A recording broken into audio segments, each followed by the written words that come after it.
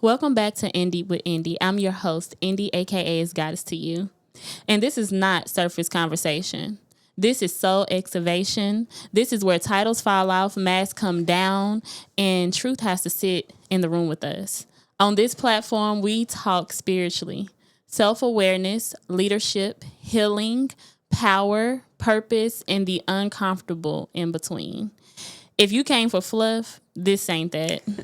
If you came to feel something, to think differently, to grow, you are exactly where you are supposed to be. Let's get in deep. Today's guest is a mother of 4 boys, a homeschool educator, a soon-to-be college graduate, the founder of Bros and Company or Bros and Co. Foundation. Yeah. But beyond those titles, she is a woman who grew up in poverty, who understands what limited environments can do to a child's thinking, and who made a decision to break cycles instead of repeat them. She believes mindset can shift bloodlines. She believes emotional intelligence belongs in the same room as academics. She believes our boys deserve more than survival narratives. But today, we are not just talking about her foundation. We are talking about the girl she used to be, the battles she fought quietly, the healing that shaped her leadership. Welcome to Indie with Indie, Lanisha. Thank you so much for having me. I appreciate you. Thank you. And I'm excited. Coming. I'm excited too. I'm so excited. Listen, I already liked your energy when you walked in. I don't know. I could feel energy through everything. So, Same. I think this is going to be a great conversation. I'm ready for it. I am too. Yeah. You tell me you're an open book. I am. Okay. I am. She said I am. Okay. So before we talk about Bros and Co. Foundation, I want to start with you. Okay. Is that okay? That's fine. Okay. So growing up in poverty, I said poverty. Growing up in poverty, what was your earliest memory of realizing your environment did not define your potential? That's a good question. I'm glad you asked me that because it actually, when I was, it happened, I want to say when I was an adult. I was about to say when I was a teenager, but I didn't realize it until after I was maybe like 22. Mm-hmm. And I say that because I suppressed a lot of things from my childhood. So my sister, I only have one sister and 7 brothers. So my sister, she calls me all the time. She like, hey, I just seen such and such. Do you remember? I'm like, who is that? And I don't even remember. She like, we used to play with them every day. But I've suppressed so much of my childhood that's not favorable or that I would really rather not remember, that I would have to say that around 22 was when I was like, you know what? You know what that is called? Because I have done the same thing. And a lot of people, you know how people try to make you remember something. Yes. And you're like, I don't remember that. And you genuinely don't remember it. I went to therapy and my therapist was like, I have trauma memory loss. And she was like, that's what that is. So every time, like when there was trauma, there's no memory to that. So there's certain things that may trigger something that would be like, darn, I kind of remember something, but it's not there. So it's a lot of things like maybe even when it comes to teen clubs or going places, you like, what's the name of that again? I know that, but what is that? Like, I don't remember that. So it's like, if you think about it, everything that you have forgotten is during a time where something has happened to you in a traumatic way. It could be something that's a small trauma. I don't feel like any trauma is small. All trauma is the same. But, it could be something like that. And that's what that's called, is trauma memory loss. Okay. Look, we learned something. And right, I just learned something. I love to, girl, I got to learn something new every day. But I do want to say this, too, is not a good thing. Because with knowing what happened in the past, it's easier to navigate. Well, it helps to navigate your future. And then it keeps you from being in the same cycle. Yeah. But when you suppress it, you don't remember it. You don't remember what you did to overcome it, or if you ever overcame it. And then you wondering why you having all these different feelings, and more than likely it's tied to something that you suppressed. Yeah, and that's true and that kind of causes like some lack of self-awareness. Yes. And it's like, no, I know who I am. And honestly, like women like us, we do know who we are. We do know how we may react to something. But sometimes there's those one-offs where you like, I acted that way. Yeah. Oh dang! Hold on. Oops! I didn't mean to do that. Like I'm up here now, but I went back here, and that's because we forgot about it. And I like to keep those pieces because it gives me a timeline. It allows me to be able to measure the growth. Because if I don't have that, oh my God, I can't believe I did that. What, I said that for real? I really was acting like that. I can't really appreciate, the levels that it took to get to a higher frequency. I agree. Yeah. And that's me as well, as like, dang, I did that. Even if it was like 3 months ago, it's like, now look where I am. Like, no, I did do that. You're right, but that's not who I am no more.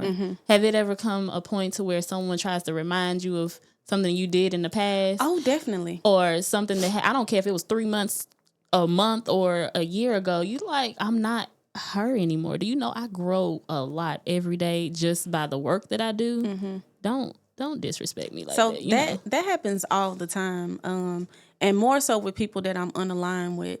And a lot of times it's their insecurities that's trying to hold me to the old version of myself that I'm not running from. I'm not saying, it's a part of me. I love the turnt Nisha. I love the karma stage. I like the mommy stage. So all of it is a part of me. It's a package deal. But I think that they kind of displace a lot of different feelings that they have because they can't believe that you made it. They can't believe that, like, you're a different person. You're the same person, but just on another level. So it's like, some people think like, why not me? Or you think that you better, but you actually are. You know what I'm saying? Yeah. Not in a sense of like, I'm superior to you, but I'm better than who I was 3 months ago or when I was a child or when I was a teenager, because I was turned when I was a teenager, but I didn't know I had so much anger in me. And I'm like, now I can really see Lanisha. I've been Nisha, I've been Nene, I've been Karma, I've been Mommy, but like outside of all those titles, like, who am I? I had to find that person, and now it's like, girl, you that girl. So when I thought I was that girl then, girl, that don't got nothing on who I am now. Exactly. Nothing. Like, not even a small piece. So I really appreciate those times. And a lot of times those same people, when they come, with this ideology of who you should be, or, a lot of that is based off, like I said, the old you and then the environment. Because in that type of environment, you can only be a certain this or a certain that. They can't see outside of it. So how can they even understand you outside of it? You better talk, honey. Girl, yeah. I love it. Listen. I don't even know what I hate that, actually. And I'll still be doing it anyways. As a young girl, what did you believe success looked like before you ever understood mindset? Oh, that's a good question. I would say a lot of material things. Hood fame, dope money, cars, rims, watches, necklaces. Okay. Everything that's depreciating in value, nothing that's really an asset. But that was success for me because that's the only thing I could see. I couldn't see nothing outside. I hadn't been exposed to it. Right. But that was success for me. That is true. I think a lot of people, including myself, thought that was success because that's what we seen on TV. Like, we seen that, and that's what we wanted. We seen cribs. Like, oh, darn, I want that crib. Oh, I need my ride pimped like that. Baby, what do I need a coffee machine in my car for? I'm still trying to think about that now. But it's like, so it's like those type of things.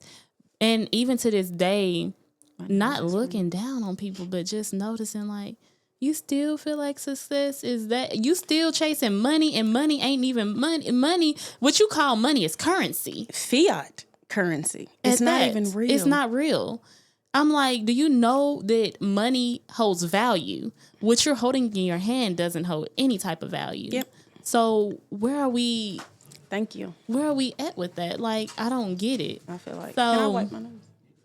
I feel like that a lot of the times it's like y'all are chasing after all of this stuff when you're chasing the wrong thing. Your success is who you are, the legacy that you leave behind. I agree with that. so often than not, we're not taught or teaching finance. And like what you said, what success really looks like. Credit is everything. So like you got this paper money, but you don't have like whatever amount of money that you have, credit can get you that. So when I think about success, I think about using other people's money. And when using other people's money, your leverage or your bankroll is your credit. So we're not taught like the real financial literacy that's like, these are debt instruments. They have no value. It's not backed by anything. So you know what? Let's take this and start a business and like get it, the currency, get it actually flowing back and forth, and then bring it into your neighborhood, and then include your kids in it. You know, form a LLC or a business and make sure that you're a managing partner.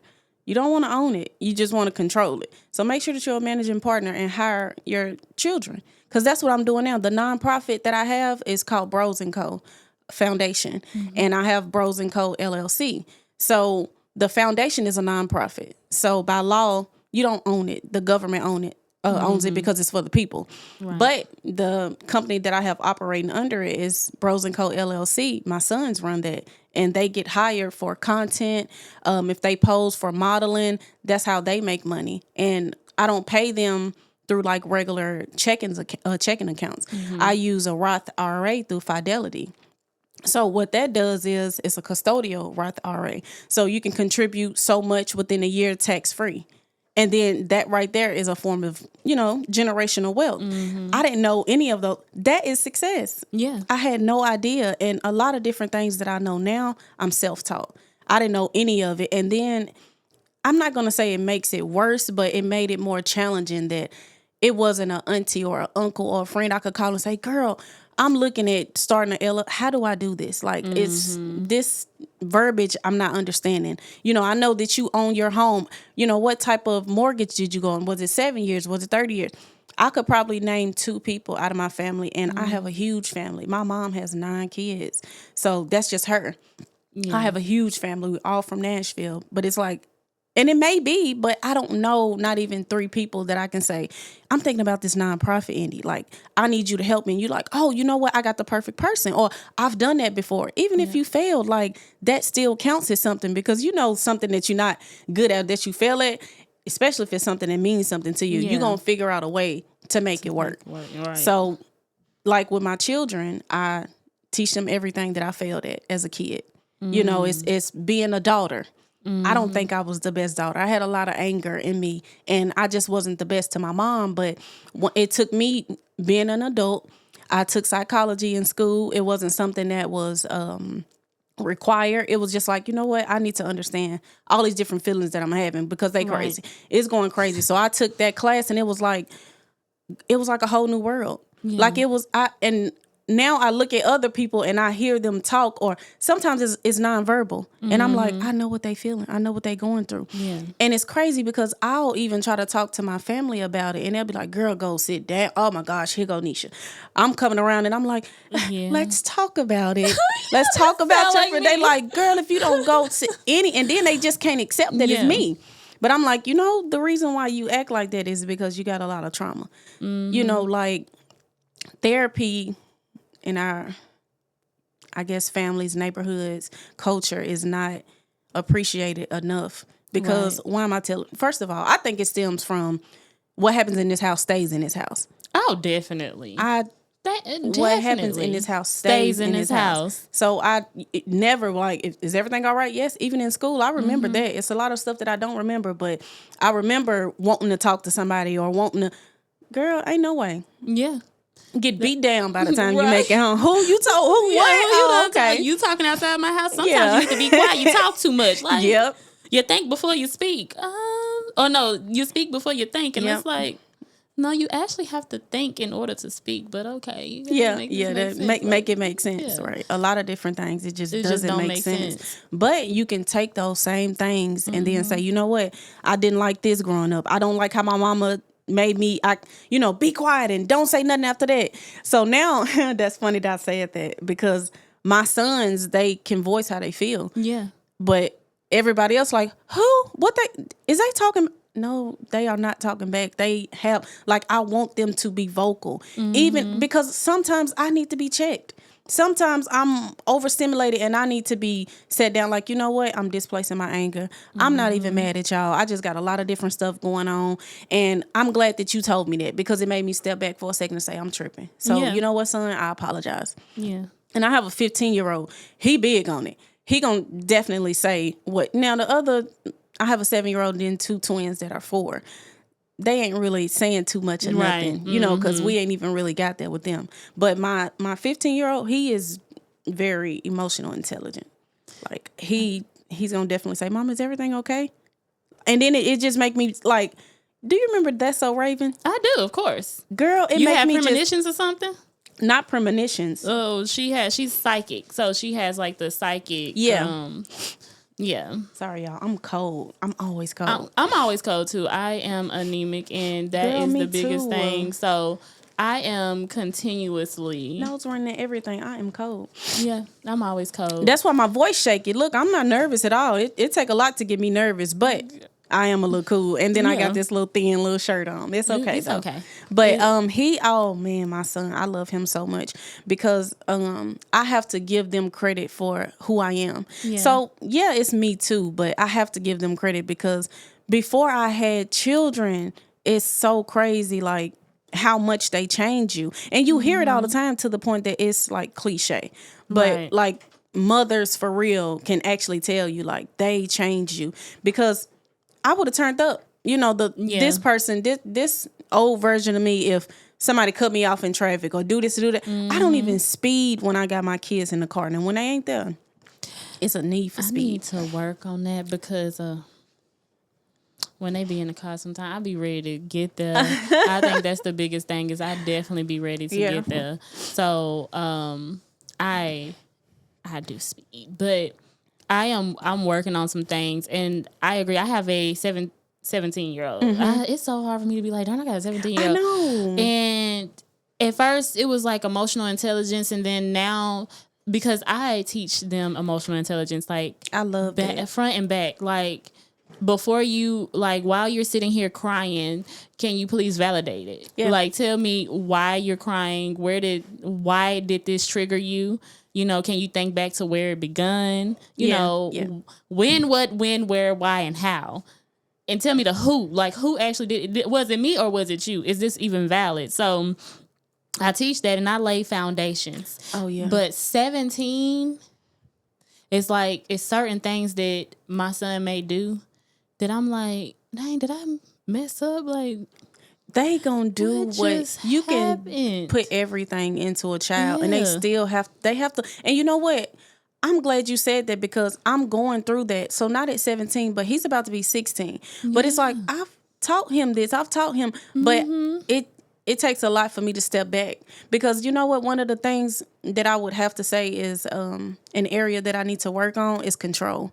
And I think that comes from me not having control a lot in my life with the environment, with the people that was around, you know, who house that I was at. I didn't have any control. Yeah. So like, now it's to the point where I need some control with the control, because I'm like, I know that you know better than this, and like, I almost like, you should be thinking like, when that's not being realistic. It don't matter what you instill in them; they still have to make their mistakes and then come back and say, "Mama, you right." That's what I'm waiting on. Not really, not the "I told you so," but just for him to have that aha moment, like, oh, because that was me. Like, it didn't make sense. Like, you know, like, I don't know why this is the first thing that popped in my mind. Running in and out. Either you're going to be in or you're going to be out. And close that door. It all makes sense now. It's like, oh, that's why you... Oh. Exactly. You look at that bill and once you have kids and stuff, you start understanding all the stuff that... I grew up mainly with my grandmother. All the stuff, it made sense now. Yep. I'm like, oh my gosh, it's like this. Complain about this, she complain about that. Then I hear myself talking. I'm like, oh my goodness, I sound like my granny. It all makes sense now. Yeah. So I'm just hoping that he get his aha moments quicker than what it took from me. And that's what I was hoping too. And it's like little things that happen, because I do speak highly of my 17-year-old, because he's not in the streets from what I can see. He's not. And he is respectful. Now, he can have that little moments where, you know, a man may try to tell him something, and it can be any man. It don't have to be mine. It can be my brother, my daddy, and he can just have that nonchalant look where it's disrespectful, too, because you just being nonchalant, like you ain't taking nothing in. And it's like, what is going on with you? But it's certain things that he'll do, like, what do you need to smoke for? Where did that come from? I'm confused, and then I think about it, and I was talking to him the other day because, baby, sometimes I'm like, you finna go with your daddy. Yeah. Okay? But I have those moments. Yeah. And it's like, sometimes it's like, you know, but let's talk. Because, you know, a lot of times people may go to something because they're dealing with something that they can't face head on. So what is it? Because if I can't sit with myself, it's easier to be. Listen, I smoked probably from 12 up until 27. So I mean, like, for a long time. And I don't want to say I stopped smoking because I was breastfeeding, because I had my 7-year-old. I breastfed him for like 2 years. And then once I had the twins, I breastfed them as well. And then I moved out of Nashville when I had my 7-year-old, before the twins even came. So it came to the point where I can't even buy it, where I don't even know these people out here. But it's like, once I look back at it, I was really running from myself. I could not sit with myself. And what I mean by that is the thoughts that I was having in my mind, because my biggest critic has always been me. Yeah. I have always been in competition with my old self. And I mean, even like yesterday, some people look at old self like, oh, okay, when you was a teenager, you was an adolescent. No, like yesterday, I'm still in competition. Like, I could have did that better. I could have said that better. Or maybe I could be, you know, better in this or that. So like, just looking at that, it's like, dang, I really was like running from myself and my thoughts and just everything. Because if I'm high all day, who cares?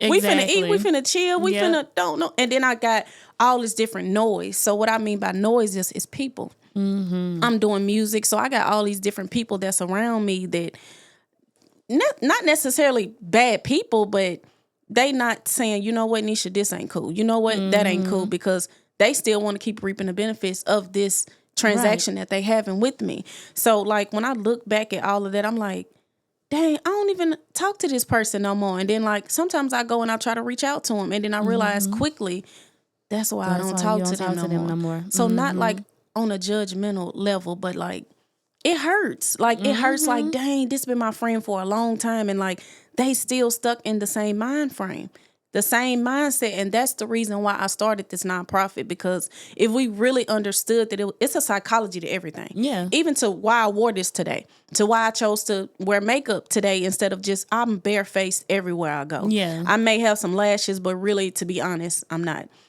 If y'all don't know who Crystal, the Goddess Collection, who Crystal is, she will make you ain't wearing no makeup, no bra, no panties. And I don't know if this is too much, but she will literally, like, all that artificial, can I cuss? Yeah. All that artificial shit, it don't even feel right. It don't even feel right, because listen, I was the Nicki Minaj. Oh, I love Nicki Minaj. But I was okay, I got a blue wig. I'm finna get some blue shoes. My nails finna be blue. I don't wear fake nails no more. Like, I rarely do lashes. I don't do makeup. Like, it's really got to be something. That's why I say there's a psychology behind this, because going back to what I said, I'm my biggest critic. So I'm like, okay, I need to make sure that I look like this, but I need to be me at the same time, because I quickly regretted it. And not that my makeup artist wasn't amazing. I love Ikea. She's been the only person besides Cookie. Oh, I love you, Cookie. If you listen, if you watching, I love you, girl. That's done my makeup, but I normally wouldn't have even done this. So it's like, okay, let me step back and figure out why. Am I worried about what people would say? And some people, you would never hear them say this, but I gotta say it for the people that don't, because sometimes you don't know if other people are like you, or you crazy, or you just so different that you want to be more of an introvert, until you hear people that's gonna keep it real and be transparent with you. Yeah. So I want to say that just today, period, I regretted coming in with makeup and doing things that I normally wouldn't do. So like, I'm pushing for everybody to be themselves, but I'm also saying that I'm not perfect at all, like nowhere near, 'cause I'm still learning. Because if I would have sat with myself a little bit longer, I never would have accepted, getting makeup. I just would have came and been like, this is me. Because that's where I am everywhere else. I'm me. So I'm just saying, I say all of that to say, stay true to yourself. If it's makeup, definitely. no makeup, don't worry about what people, but in the sense of karma flow, everywhere I went, I had to have makeup. I had to have wigs. And like my hair and before I had was beautiful. I was still going to get protein treatments, getting my hair braid down, throwing a wig on. And then it took me like 2 years to grow my edges back. Cause I went from the regular wigs back in the day that we didn't glue down to the ones that you glue down a little bit, or you got the little drawstring with, to the lace fronts that you got the 13 by, it's glued to your scalp and your head. So like it literally took me like 2 years. I remember my most embarrassing moment. So I did modeling for Angel Brinks, right? And she was like, everybody's going to have different hairstyles, and we don't know what hairstyles we're going to have. Just everybody come with their hair out, loose hair. So I get there, and they're doing ponytails. So I'm like, I don't have any edges, and they're doing ponytails. And it was like, I was so beautiful. My makeup was beautiful. My dress was beautiful. I had a wonderful time. But that right there made me realize wearing them, that wasn't me. I felt like I had to be karma. So in being karma, I'm like, well, when I first started doing music, I wasn't really wearing wigs and makeup, and I may have lashes on, but I just felt like I had to keep up. And the whole time it wasn't me. That's why you don't see me like that now. I'm like completely different. It don't matter where I am. And a lot of people, they won't even post without a filter. They not going outside without no makeup. It's okay to be natural. Yeah, it is. It's definitely okay. I think it's more so because I battle with that a lot too. And then everyone, like everywhere I go, people will look at me and be like, you're freaking gorgeous. And I'm like, you're beautiful. Oh, I am? Thank you. And it's just like everywhere. But I will have to put on filters at times. Like, and I'm just like, I don't know. Oh my God, I got a mark right there. Oh, I got this. And it's like, okay, I need to put on the filter. And yet everyone else sees like beauty in its natural form. It's and like you ain't got no hair or nothing. You gotta have some confidence to have that. So it's like, I love that though. Yeah. I love that because even like the locks that's in my head, it took me a long time to get used to this, but it's natural. It's our hair, and I was just thinking about cutting it off. And what was crazy is, I promise, I hope that you believe me, I was thinking about you, and I was like, because you like the only, it's maybe like 3 girls that I know that actually have short hair, and like, okay. They look good with it. You know, maybe I don't have to have, but I'm like, I don't know, I'm getting a little length with my locks, but like, I love the diversity. Like, I like to braid my hair. I like my hair to be straight, and I like a ponytail. So kind of with this hairstyle, I don't know nothing but just to do a half up, half down, one ponytail. I've seen some people who can do some stuff with some locks. Girl, me too. And I just ain't one of them. You gonna have to go to somebody that can do something with your locks. I am. So you can get that diversity, because I feel like your locks are beautiful. Thank you. Like you feel like my haircut is beautiful. I feel like your locks is beautiful. So at the end of the day, it's like those locks make you who you are. Cutting my hair was long. It was thick and long and everything else. And when I cut my hair, my grandmother, like I said, my grandparents raised me. My mom was in the same household, but she was physically there, but mentally she wasn't there. So it was a lot that I went through, right? But my grandparents raised me, and my grandmama, her voice was so loud in my head. Yeah. It was really loud in my head. And honestly, just recently, I would say maybe last year, the end of last year, I was like, baby, I'm not hearing your voice no more. Like, I'm sick of it. Yeah, rent-free. It's crazy. Like, this is crazy. Yeah. So it took a lot. Like, when I cut my hair, she was the only one that just kept on saying stuff about my hair. And I'm like, everybody else loved it. Just like when I had that blonde in my hair, everybody loved it. I loved that. She couldn't stand it. It was the cutest. She was like, oh my God, what did you do to your hair? And I'm like, girl. That sound like my mom when you said that. And I do want to add this in too. My mama was in the household, but she wasn't there. So we definitely shared that type of experience where I know my mama was there. That's the reason why I'm so big on being, because I do a lot of different things. Like, I feel like I'm a Renaissance woman, but like, I make sure that I'm physically and emotionally there for the boys. Yeah. But it's just crazy because I could very well so be the opposite way. So like just going back to my past is like you can take it and be like, this ain't gonna never be me. Right. Or you can be like, you know what? Well, my mama did it, my cousin did it, my this did it, my dad. And then it's like, you know what? It becomes a nuisance. You know what I'm saying? But I have a few people in my family that's like that because recently, I don't want to say recently, but I am going to say recently. So a couple of years ago, I went vegan. And then I started back eating chicken. I had let pork go maybe like 10 years ago. It's been a long time since I had that. I have not had pork in 9 years. I've been counting. I'm like, well, I'm almost at 10 years. Yep. I haven't had red meat in 5 years. I haven't had chicken or turkey in about 3 years. I still eat seafood, but not like seafood is maybe twice a month. Okay. That's not bad. Yeah. So since I've done that and my off and on, like I just started back, I want to say August of last year where I was like, I'm not playing. Cause at first I still was eating healthy, but I still was every now and then I had chicken.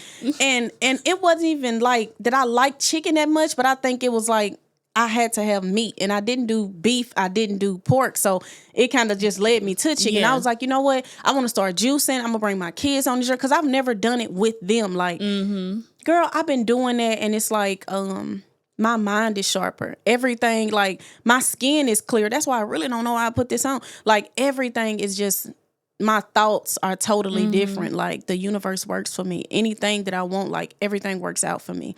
So with me saying that, getting back to what I was saying, you would have certain people that's like, girl, you look like you slimming down. They are so big on weight and what your bottom look like. Yeah. Why are you worried about my ass? At this point. Why are you worried about my thighs? Because guess what? I done been everything. I done been fat. I done been in between. Fat to me.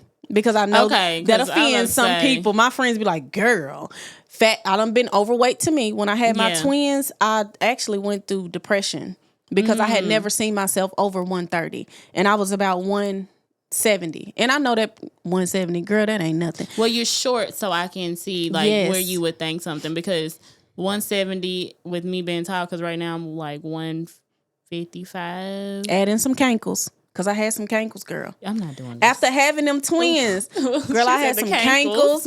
I had them auntie arms where you know she cook real good because she got them big arms. I was big and I had never seen myself like that. So like, I feel like, I'm not even going to say I feel like, I know, I realized that I was going through depression where I was like, oh my God, and it took me longer to bounce back. Yeah. So when I had my 7-year-old, 6 months, girl, I was back pop, lock, and dropping it. I was still back doing music and everything, but with the twins, and then it's like, duh, Nisha, they're twins. Yeah, that's why. You carried 2 babies at one time. Girl, my hair changed, my skin changed. I started getting moles. I'm like, what is this with this?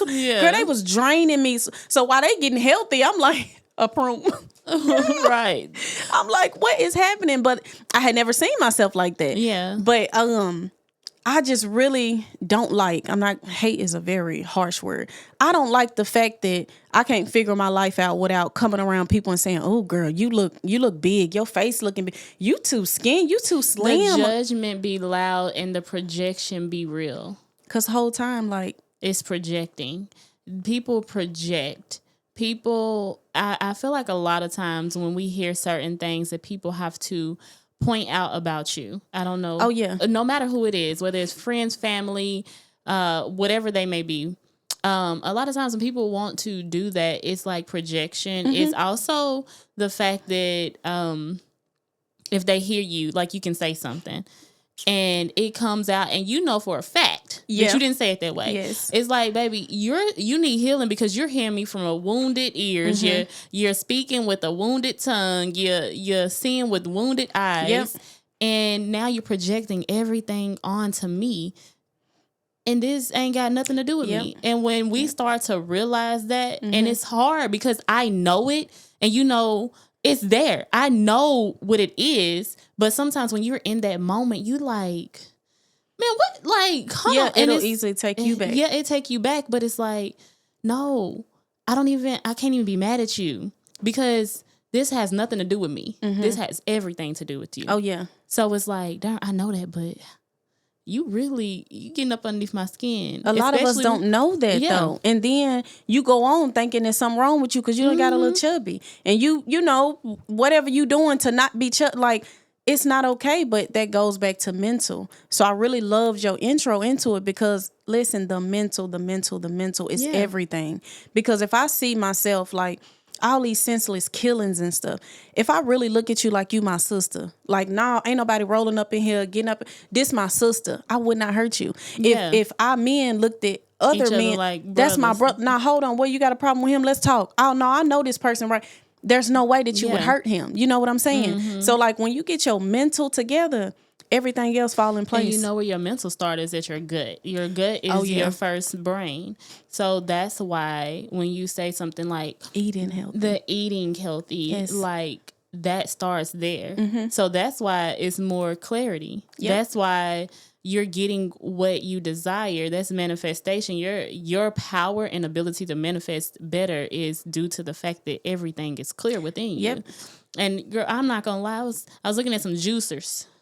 What you was looking at? Girl, I was looking they at high. Juicers, let me tell you that the good ones is gonna be about 600. I said okay, because I got a juicer and I was like, this ain't doing what it's supposed to. And then I've been looking and I'm like, I really need it because I'm the type, I make everything. Like I do aloe water. Mm-hmm. Yes, I do aloe water. I do you close your nose, it's okay to drink. Girl, the okra. Ooh, it's the worst. I tried that. It's like it's the slime. I'm a it feel like person. I'm swallowing nut. That's somebody's kids. I'm sorry. That's somebody's kids. I tried it. And it's got a lot of health benefits. Girl, I have to drink it through a straw. Will I do it? You know what? I haven't tried it with a straw. Yeah, you're going to have to do it through the straw. I haven't tried it through a straw. Because when I'm a texture person. I said, yes. I can't. Oh, no. How y'all just sitting here doing that? Girl. Doing it with a spoon. And I tried to mix it with spirilla and all this stuff, girl, to try to make it taste better. I said, I can't. And I know the health is good for yes, it is. Especially for a woman. Now, I'll try to do like the goats. It's not going to work. Listen, that don't work neither. I told you, try a straw. I'm going to try a straw. I'm going to try a straw. Try a straw. Because let me know how they go. Girl. We'll talk. Because I don't want to swallow the okra kids. Like it don't even feel right. It don't, and it's not, it tastes, never mind. We going to move on. Because our time is going quick and I got just a... Yeah, I got to think about the questions I want to ask because this conversation is good and I'm about ready to just say, no. Yeah. Let's wing it. And I really feel like that is, but I do want, because I had specific questions on your healing and inner work. And one of the things was you said like your calmness is the result of growth and intentional healing. Mm-hmm. What was the breaking point that forced you to choose healing? I would say my kids, girl. So now that you say your kids, because I can get into this other one. Okay. What silent battle did you fight that shaped how you now show up as a mother and leader outside of the battle with, your mom? But what silent battle on the inside? Because that's the biggest thing is our kids force healing. Mm-hmm. I mean, if you know my story, which I try not to lead with that story. I did start off with that story. But let's just say like 9 years I was in a relationship. 5 of those years it was abusive. Mm-hmm. I tried to kill myself twice. Tried it twice. Because he wouldn't leave me alone. I'm sorry. Oh, no, it's okay. It's okay. I'm not a... So at first it was more of like I'm a victim. And I'm not... Okay, let me take that back. It's not okay. But I have to take accountability for staying. Mm-hmm. I got to take accountability for staying. Because I stayed. Yeah. I stayed and that enforced a lot. But when I had... As my daughter got older... And as I noticed, like, her watching, mm-hmm. and as I noticed my son, like, the things that he did to try to protect his mom at a young age, I was like, oh, I gotta go. Yeah. When I noticed my kids crying in the hospital, like, Mommy, why would you try to do that mm-hmm. and take you away?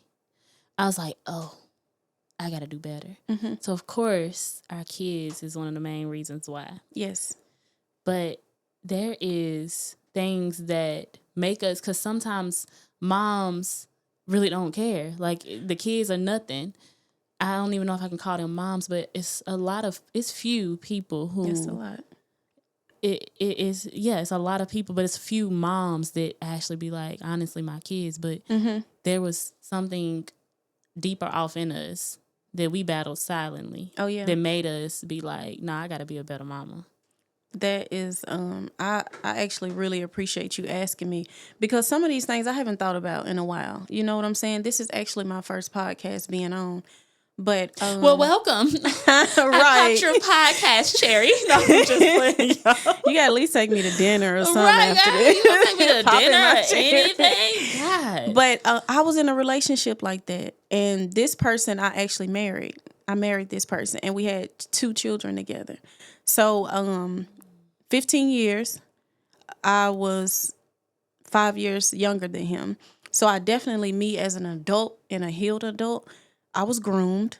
And I take full responsibility of it, because what my mom and my daddy was at to tell me. You know what I'm saying? What my uncle that was like, who is this that's 5 years older than you and you 16 years old dating this grown man? So we look at 5 years not being a lot. You know, it's not crazy. Yeah. So I'm not saying like he just was a predator. Yeah, but he definitely was older. He was wiser. And the crazy part is he actually is a part of my healing journey. Like, he kind of initiated it. He got me into a spiritual space. He taught me so much. And he caused a lot of pain too. Yeah. So, I mean, our relationship was based off trauma, and I didn't know that. But I just knew that no matter what he did, I still wanted to be with this person. Trauma bonding. It was to trauma bonding. That's the term that I was looking for. It was to the point where it was like he was getting physical, and I had never been in a relationship. I was 16, so I had only had 1, maybe 2 relationships before him. But he had got physical, and he was dealing like he just had anger and rage. Yes. But we had similar backgrounds, and that's not an excuse at all. But we had similar backgrounds, and it's just like, I stayed. That was my choice, and that's what I dealt with. But a lot of times people look at relationships once either it's physical and it's separate, or you just separate as a failure, and it's not. It's not a failure. It's I appreciate that, because it helped me find who I was, because it wasn't until me and him separated that I realized that, hold on, I'm this boss ass bitch. Whole time I'm in his shadow. I only started doing music because of him. And I'm sure everybody know who he is, but I only started doing music because of him. And a lot of different ways that I acted, I'm not going to say that I didn't play a role in it, but you know, when I got $100,000 that I have counted with my hand, and I'm seeing how this person act, it's going to shift my mood a little bit. So maybe I was more of an asshole. Maybe I was more of cocky. Maybe I did judge people. Maybe I did look down on people. But like, when I look at myself before him and then I look at myself after him, it was never me. And that's the reason why when we did separate, I no longer pursued music. I didn't even have a passion for it. Now, I've always loved music. I used to love writing poetry. I can write a poem in about like 15 minutes. Straight off the dome. I got a poetry book. You do? Called Echoes of Love, Lessons of Loss. I would love to have that. Of course. Yes, I would love to have that. And like, I would pour so much time into poetry, and I'm like, why he always in his room all day? So he in there doing music. And I'm like, okay, let me see what they doing. He's like, it's kind of like poetry, but it's not. So I'm like, I don't know if I like it, because of course it's a guy, so it's all guys that's around. But I was like, I think I can write something better than that. Yeah. So I started doing music. And I mean, he would even pick out the wig to match with the clothes. Oh. That's how involved he was. But I realized that he was doing music before me, and he definitely is he nice. He nice with his pen. Yeah. But it wasn't taking off. He didn't have a lot of stage presence. Now me, I was a halftime in middle school, high school, and I used to love to dance and performing. Like, I'm never nervous. I'm never, nothing. Yeah. It's only a few times. Now maybe when I hit the courtroom, I get a little bit, but like, it's only a few times that you can really say that I'm nervous. It ain't too many things to make me nervous, but he didn't really have that. So I just felt like he kind of modeled me into him. Because if you look back at the stuff that I was rapping about, it was his life. Yeah. So I was a part of it, but it was almost from the standpoint of his life. You know, it was his story. Right. So once that relationship was done, I'm like, okay, what skills do I have? What am I good at? Because I've always been, okay, we going to do music here? Okay, cool. And I thought that that's what being a good girlfriend, just a friend, just this my man, he leading, he know what he doing. Whole time, it wasn't. You know what I'm saying? Like, I didn't have a voice. So that goes back to the control thing. Now I'm crazy I have to control everything. Like temperature, lighting control. Like, I have to be the thermostat. I ain't the person that's like, I gotta be the number one that's controlling everything. So I would say that my children definitely changed the way that I am now, as well as I have all boys. So like, I don't want them to, what I was doing, shaking ass, titties out, pussy out, ass out. I would never want my son to pick a woman like that. So I'm thankful that it was early enough that I stopped rapping maybe when he was 13. Yeah. So he remember a little bit, but the other kids, they don't know nothing about. If they see pictures, they like, Mom, is this you? You be like, yeah, that's the. I would never want them to choose a woman like that. Now, I would want them to go through their own trials and tribulations, but anything I can help you, let's bypass this part, that would have been that. So it is true that, I don't know, I'm sure you've heard the saying that a child's first love is their mother's son, and a girl's first love is her father. Yep. I have to be that. And like, you can tell me all day what to and what not to do, but if I see you doing it, I'm doing it too. Yep. So I had to like, okay, I'm dressing different. Okay, I'm acting different. Like, I'm talking different, because it's even to the point where I remember being a kid like, why is she talking white? It's proper English, and it's okay to speak like that. Yeah. And when they hear my kids speak, they like, who is these little white black kids? You know what I'm saying? But they are speaking proper English, and actually that's how it's supposed to be. Yeah. So me saying this is actually making me go back to your question when you said, what does success look like? That right there. Yeah. Them kids, they don't want to sell drugs. They don't want to be in the streets. They don't want girls that look like me. We listen to classical music.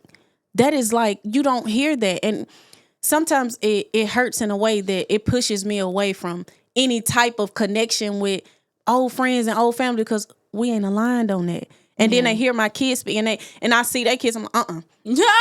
Because you got to watch the kids that your kids play with too. Because what they looking at on their phone, what they talking about. They smoking, they drinking, they doing all of that. Like, I have to make sure that the environment fits what I feel like is success for them. I have to make sure that if you chilling with this your best friend, so you're going to spend a lot of time with this guy or this girl.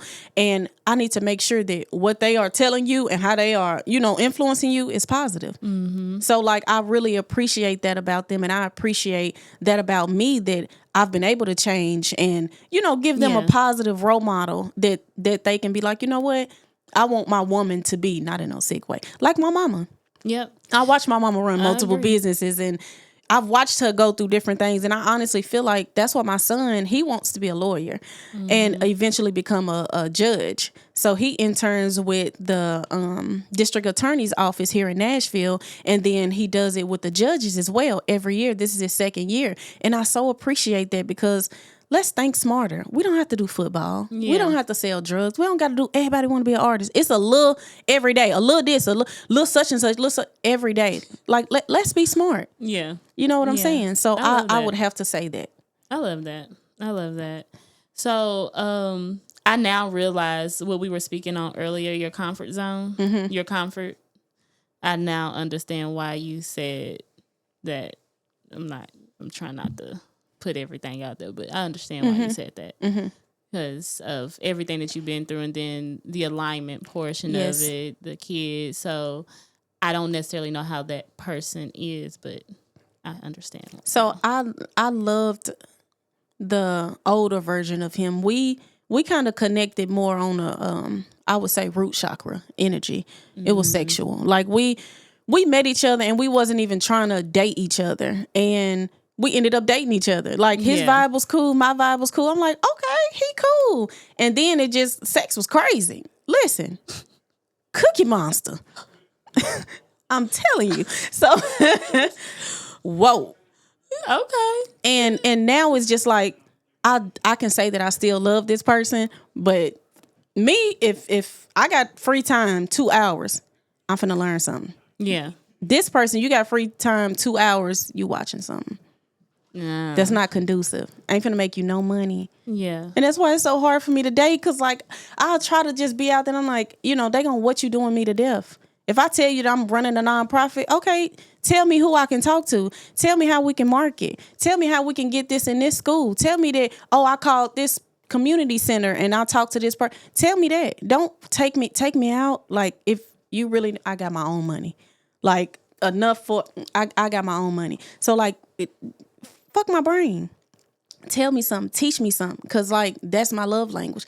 People like to touch and rub and tell me something. Teach me something that I can teach my kids. You know what I'm saying? Mm-hmm. And that's just the biggest thing that I'm like, dang, if we get... So it's not like a bad thing because it's not something that can be fixed. Yeah. So that's the good thing. It can be fixed. Mm-hmm. And then if I'm influencing you and I'm around you all the time and I'm doing all these different things, eventually, you'll catch on. Yeah. And I'm seeing the progress. I'm seeing the progress. Okay. I believe in them. I believe in them. Okay. Oh, well, y'all heard that. So I think we're going to have to do a part 2 because we winding down. That's cool. We're going to have to do a part 2, but I know you live far, so we're going to set that up. Okay. I'm with that. Because you didn't get to talk about a lot, but I got to do my spirit fire round. Okay. Are you ready? I'm ready. Spirit fire is, you got basically 5-10 seconds to answer these questions. Okay. Don't think too hard. So you allow your spirit to speak before your heart. Okay. Okay. What did poverty teach you? Control. What did it try to convince you of? I'm not good enough. What do your sons mirror back to you? Love. What emotions are boys rarely allowed to express? Anger. What cycle ends with you? Broke. What scares you? I'm sorry. Ain't no motherfucking way. Oh my God. What scares you about your own potential? I'm running myself thin. Okay. What does leadership feel like? Power. Who are you when everything is quiet? Soft, sweet, squishy, sensitive. Oh, I love it. I'm really sensitive. I'm not this hard person that I portrayed. I was doing music. I was in a certain energy. That is so not me. I am so sensitive. I'm squishy. I like to hug. I like to be touched, but not too much. Like when I like to, only. But I'm so sensitive. I am too, so I get it. Finish this sentence. I am raising leaders by. Example. Love it. I thank you so much for coming on. I appreciate it. I love this conversation. Same. I had a whole lot of questions, but we just let it flow, baby. Yeah. Like karma flow. Okay? I know that's right. Yes, Hold on. Look, is it this finger or this one? I think it's this one. Okay. Yeah. So I definitely enjoyed it. I do want to do a part 2 with you because I feel like we needed 2 hours, to be honest. But part 2 would be good. It's gonna be great. It's gonna be in flow, alignment, all that other stuff. I would love that. So I want you to go ahead and give everybody your tags. Let them know about your company because we didn't get to talk about it too much. I mean, we dibbled and dabbled just a little bit. We dibbled and dabbled. Yeah. So give them that information. Okay. So my tags are Bros & Co, BROINCO Foundation. What is that? Instagram, Facebook, TikTok. And we just started a YouTube. So brosandco.com. BROINCO. And we have a .com. We have a .org. What else do we have? Girl, I've been working on everything. I got to remember it. I think that's all for now. I'm not too interested in Karma Flow. But you know what? Karma Flow. KARMA_FLOW. So you can really see my growth. You can really see. And her shooting, honey. Oh, I said, I'm yeah. going to the shooting range with you. You should. Okay. As you should. Yeah. I was like, I'm coming. It's okay. Definitely. So I love that. Well, thank you so much for coming on. Thank you for having me. Of course. And thank y'all for watching In Deep with Indy. Thank y'all for tuning in every single week. Make sure y'all like, share, comment, and subscribe, okay? Definitely. Click those 2 videos, one right here, one right here. I always point the wrong way, but y'all see them on the screen. And make sure y'all watch all my other videos. Peace, love, and light. Peace, y'all.